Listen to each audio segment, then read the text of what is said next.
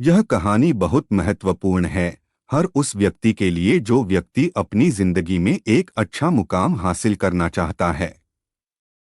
यह कहानी आपको बताएगी कि लोग आगे बढ़ने वाले व्यक्ति को कैसे रोकते हैं।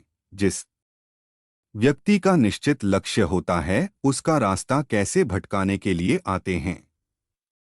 इस कहानी को सुनने के बाद आप अपने रास्ते में आने वाली रुकावटों का आसानी से सामना कर जाएंगे और अपने लक्ष्य तक पहुंचने के लिए रास्ते में आने वाले भटकाव से भी बच पाएंगे। तो आइए शुरुआत करते हैं। उससे पहले चैनल पर नए हैं तो चैनल को सब्सक्राइब कर ले, वीडियो को लाइक और शेयर करें। एक गांव में एक बहुत ही प्रसिद्ध पंडित रहा करता था।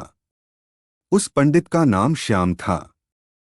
वह पंडित जिस गांव में रहता था वह उस गांव के प्रसिद्ध मंदिर पर पूजा करता था और सभी शादियां व सभी धार्मिक कार्य वही पंडित कराता था।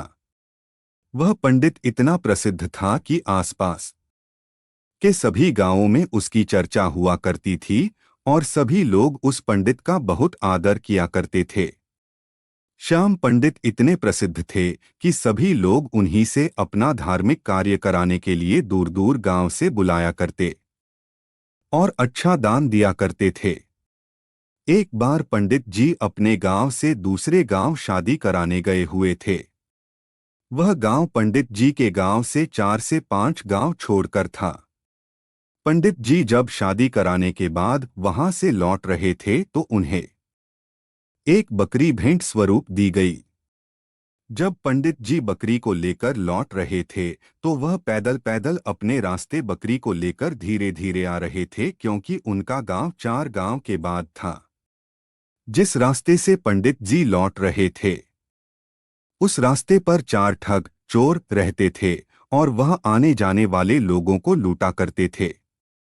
जब उन 4 ठगों ने पंडित जी को देखा तो बोलने लगे, आज तो सुबह से कोई नहीं मिला है और हमारे खाने पीने की व्यवस्था भी नहीं हुई। चलो आज पंडित जी को ही लूट लेते हैं, इनसे ये बकरी चुरा लेते हैं।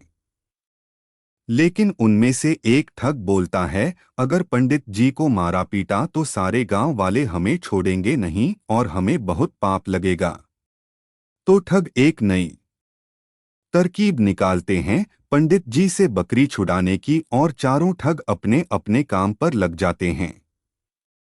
पंडित जी जब पहले गांव पहुंचने वाले होते हैं तो वहां पहला ठग उन्हें मिलता है, जो एक साधारण व्यक्ति की तरह पंडित जी से राम राम करता है और उनके पैर पड़ने के लिए झुकता है, लेकिन रुक जाता है और पंडित जी से बोलता है, पंडित जी आप तो बहुत प्रसिद्ध पंडित हैं और लोग आपकी बहुत इज्जत करते हैं, लेकिन आप इस गधे के साथ क्या कर रहे हैं।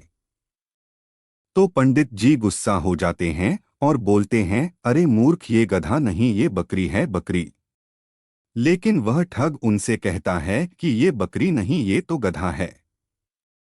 पंडित जी आपको किसी ने बेवकूफ बना दिया। तो पंडित जी फिर गुस्से से कहते हैं कि तू ही मूर्ख है, यह बकरी है न कि गधा। और यह बोलकर पंडित जी आगे चल पड़े। लेकिन पंडित जी के दिमाग में इस अनोखी घटना ने एक हल्का सा भ्रम डाल दिया और वह आगे निकल गए।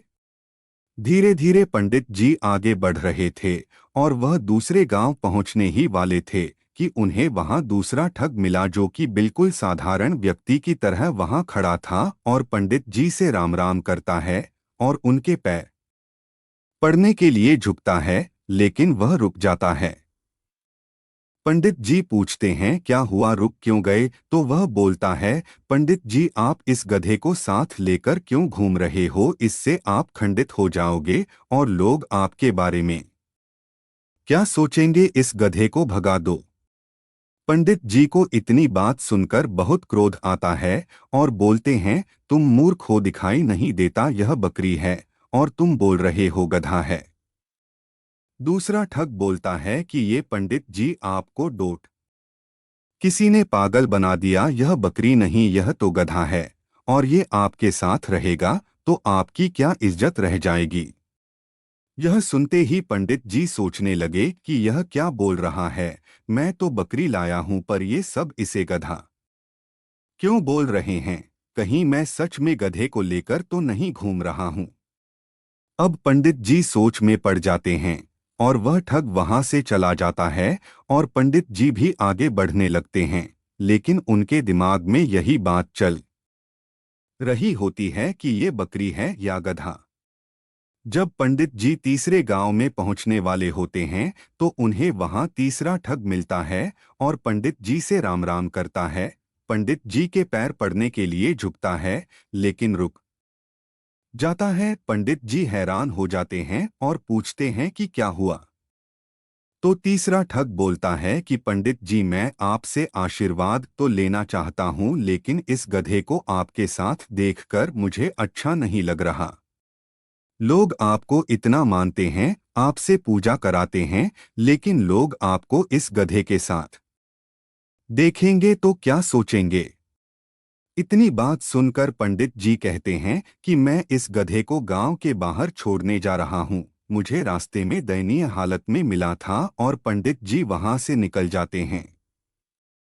कुछ लोगों की बातों में आकर पंडित जी का विश्वास खुद से उठ जाता है। उन्हें लगता है कि लोग सही बोल रहे हैं और मैं गलत हूं, लेकिन फिर सोचते हैं कि मैं सही हूं। इसी तरह उनका विश्वास खुद पर से गिरने लगता है और सोचते हैं कि मैं अपने गांव पहुंचने वाला हूं। अगर ये बकरी नहीं हुई और गधा हुआ तो लोग मेरे बारे में क्या सोचेंगे। यही सोचते सोचते पंडित जी चौथे गांव पहुंचने वाले होते हैं कि उन्हें चौथा ठग मिलता है और पंडित जी से राम राम करता है और पैर पड़ने के लिए झुकता है, लेकिन रुक जाता है। तो पंडित जी पूछते हैं क्या हुआ। तो वह ठग पंडित जी से बोलता है, पंडित जी, बाकी सब तो ठीक है, आप इस गधे को साथ में लेकर क्यों घूम रहे हो। तो पंडित जी कहते हैं कि मैं इस गधे को गांव के बाहर छोड़ने वाला था। तो वह ठग बोलता है कि पंडित जी, यह गधा आपको शोभा नहीं देता, लोग क्या सोचेंगे आपके साथ। यह गधा देखकर आप इसे मुझे दे दीजिए, मैं इसे बाहर छोड़ आऊंगा। तो पंडित जी अपने आप पर विश्वास को खो देते हैं और उस बकरी को गधा समझकर उस ठग को दे देते हैं और अपनी बकरी को छोड़कर आ जाते हैं। और उन चारों ठगों की यह तरकीब काम कर जाती है और वह पंडित जी से बकरी छुड़ा लेते हैं और उसे बेचकर पैसा कमा लेते हैं। इसी तरह हमारे आसपास भी हमारा रास्ता भटकाने के लिए बहुत सारे ठग जरूर मिलेंगे जो हमारा रास्ता भटकाना चाहते हैं। उनसे बचकर और खुद पर विश्वास रखना होगा, तभी हम अपने लक्ष्य को पा सकते हैं। अगर हम दूसरों पर भरोसा करेंगे तो रास्ता भटक जाएंगे। वीडियो पसंद आई हो तो वीडियो को लाइक और दोस्तों को शेयर जरूर करें और इसी प्रकार की कहानी सुनने के लिए चैनल को सब्सक्राइब करें और बेल आइकन जरूर दबा दें ताकि हमारे वीडियो का नोटिफिकेशन आप तक जल्द से जल्द